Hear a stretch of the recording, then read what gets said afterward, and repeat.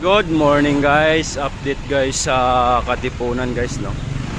Alas 6 pa lang pero yung traffic grabe na.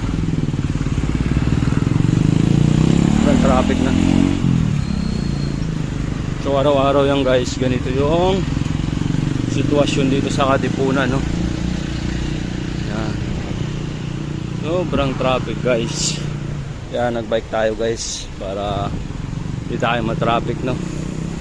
Kahit sa gutter, pwede tayo dumaan.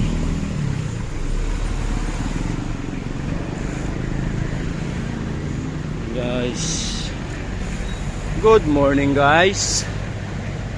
Katipunan guys. Ito na guys, pakatipunan na tayo. Simula yan dito ang traffic hanggang doon. Ayan guys, wala na tayong bike lane guys. Anong nangyari guys?